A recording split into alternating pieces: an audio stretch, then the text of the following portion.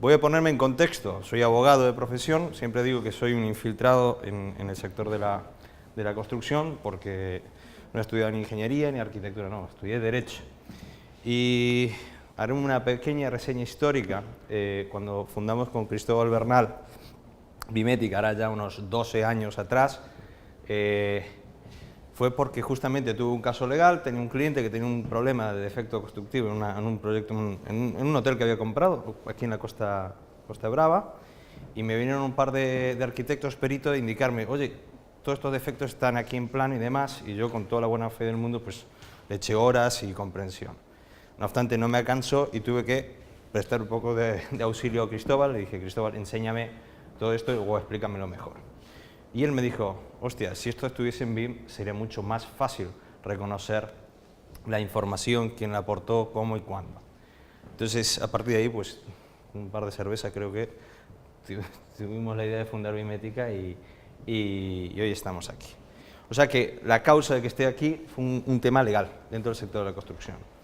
Cuando hablamos de la obligatoriedad del BIM, genera muchas veces resquemores o genera una cierta presión de tenemos que estar de forma obligatoria en el BIM, pues lo veremos. ¿Y qué implicaciones legales tiene? Pues tiene muchas, porque a pesar que el BIM significa trabajar en un nuevo formato, no se eliminan las responsabilidades que ya se venía implementando con CAD o incluso con lápiz de papel. Vamos a avanzar. Hablaré de dos tipos de responsabilidades. Una, desde la perspectiva de los datos, el contenido que tenga un modelo BIM, y otra, la propia, que es más bien de tipo normativa, que se ha venido hablando de ella en lo largo de diferentes ponencias. Con Sergio pues habló muchas de ellas. Yo me voy a centrar ahora en la primera, pero a nivel conceptual quiero transmitirle una idea, que con el CAD o con antiguas tecnologías más bien nos centramos en una economía de tipo tradicional, pero esa economía de tipo tradicional convive con las nuevas tecnologías, en lo que es economía de datos.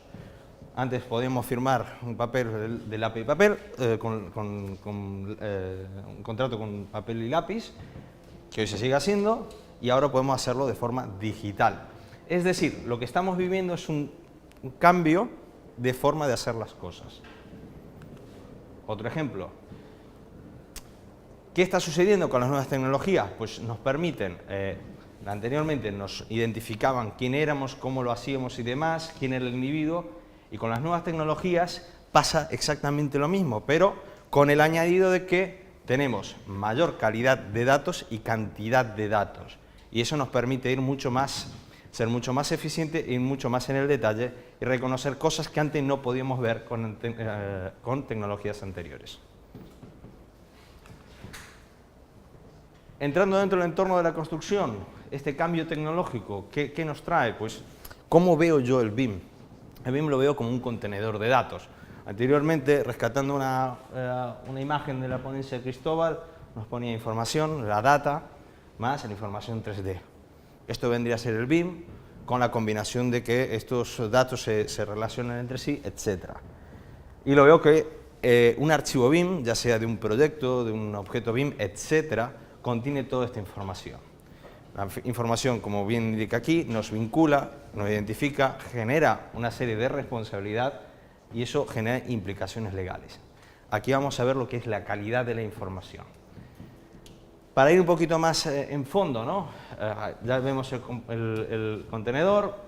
La idea del contenedor es que se desglosen diferentes datos y después vamos, bueno, no se ve muy bien, pero vamos a incidir en cada uno de los datos. Recordemos, el BIM o esta tecnología nos aporta mayor calidad de información y datos. ¿Y qué sucede? Si ponemos más los datos o los datos son erróneos, pues generan problemas. Entonces, haciendo hincapié a mi comentario de por qué creamos Bimética, si hubiese tenido yo esta información en el entorno BIM, podría haber detectado quién puso el cemento, quién puso la viga, qué fabricantes hubiesen participado, qué promotoras y demás. Si bien se puede deducir del histórico del edificio, pero esto no hubiese arrojado mayor información. Y es un medio de prueba electrónico. Hoy la mayoría de los códigos procesales civiles, penales y administrativos, aquí en España y en otros países digamos, de la órbita del primer mundo, reconocen los archivos electrónicos como medio de prueba. Claro, hay que ver si están bien configurados o no, qué garantía tienen esos medios electrónicos. Cuando hablamos de la obligatoriedad, pues existe una de tipo contractual y una de tipo extracontractual, en lo que es la autoría del contenido de datos. Como decía anteriormente, el BIM nos permite generar un rastro digital, quién ha participado y cómo ha participado, y podemos hacer estas preguntas: quién, cómo, cuándo y por qué. Y esto nos ayuda a encontrar más fácilmente los autores de ese dato, de esa aportación y su implicación. No entrando en una clase de Derecho, y para hacer una pequeña mención, esto lo dice el Código Civil, pero hay muchos más artículos que son mucho más técnicos al respecto. La responsabilidad contractual, viene a decir el artículo 1254, el contrato existe de que una o varias personas consienten en obligarse respecto a otra u otras a dar algo a cambio o un servicio. Entonces, a partir de aquí, ¿qué quiero decir con este concepto?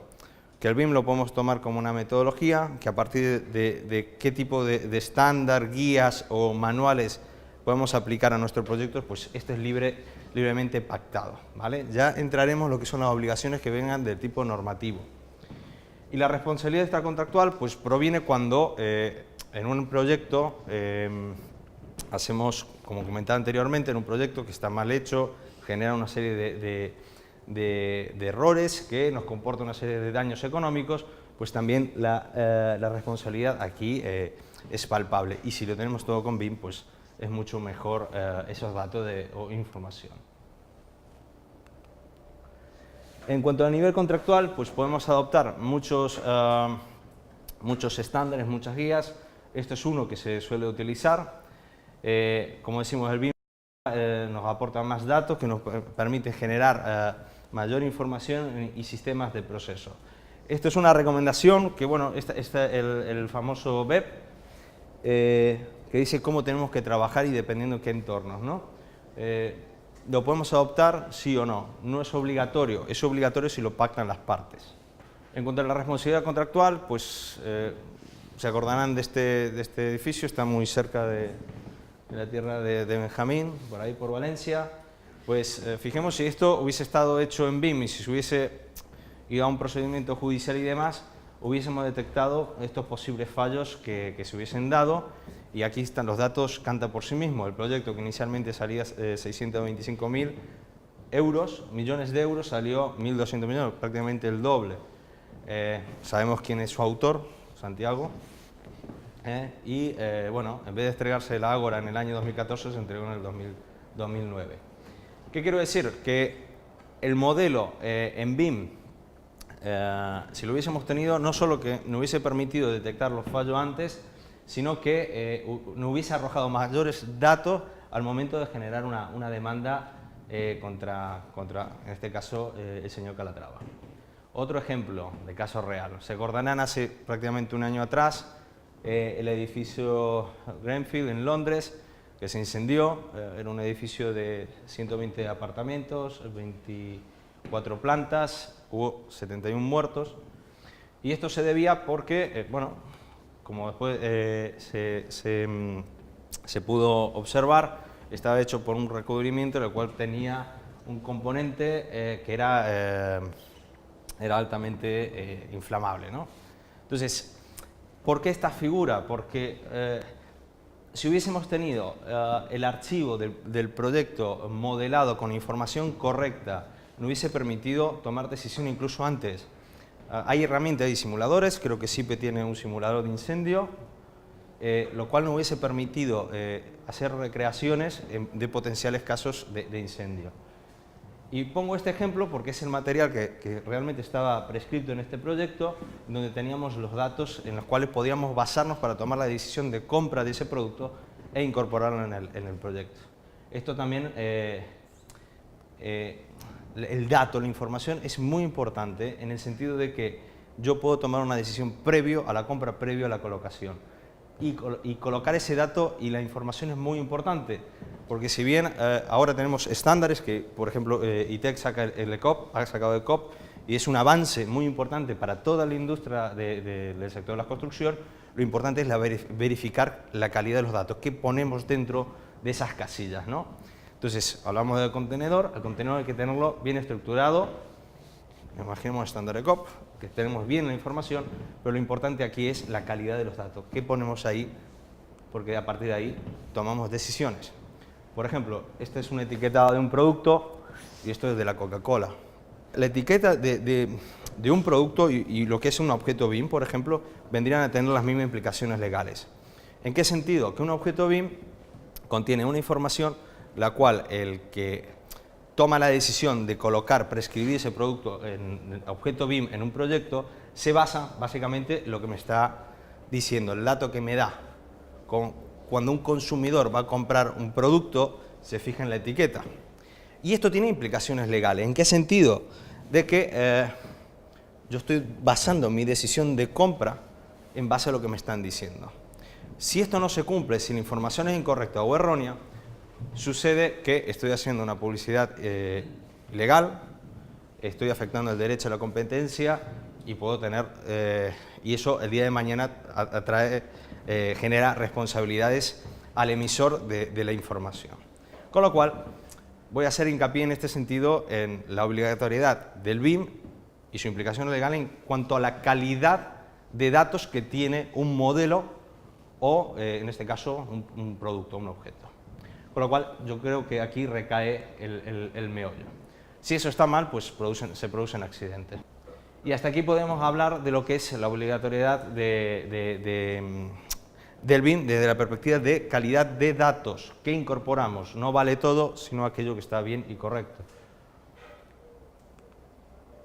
A nivel normativo, se han hablado de muchas normas que están surgiendo en diferentes países y demás, de obligatorio cumplimiento o no. Yo hablo más bien de obligatoriedad potestativa. Y aquí hablo de lo que son normas de rango legal y aquellas que no son de rango legal. Para hacer una distinción, la directiva que ha sido nombrada anteriormente tiene rango legal, es directiva, los estados tienen un periodo, el estado miembro tiene un periodo para su aplicación y la adaptarán según la normativa o el panorama interno del país, ¿no? Consecuencia de eso, pues es la siguiente directiva, la ley 9 del 2017, del año pasado, de contratación del sector público, la cual toma como base la directiva y la proyecta. Después tenemos otras guías, manuales, estándares, que como verán son diferentes las organizaciones que lo promueven, pero que no tienen rango legal. Esto quiere decir que bueno, son adoptables o no su uso. Todas son perfectamente válidas, son organismos que llevan años generando normativas en este sentido, y con lo cual podemos ver dentro del ámbito nacional la Building Smart Spanish Charter, que ha sacado la guía de usuario BIM, o ITEC, que recientemente acaba de sacar el estándar ECOP, y pronto la comisión SBIM en España. Con lo cual, son elementos que van a acompañar tanto a los entes públicos como entes privados para lograr una mejor utilización del entorno BIM. Ya lo comentó Sergio anteriormente, la implantación de BIM en España. Hay una serie de metas, objetivos. Para diciembre de 2018 llegaríamos a exigir para la edificación, y para julio de 2019 hablaríamos de exigirlo para infraestructuras públicas. Lo cierto de esto es que no sé cómo está ahora estas fechas de implantación, porque hay una cuestión de base, que es si el mercado está preparado o no para poder llegar a estos fines o estos objetivos, estas fechas objetivos. Ya lo veremos. Y más ahora con todo el panorama político, a ver cómo ayuda o nos dificulta ese tramo.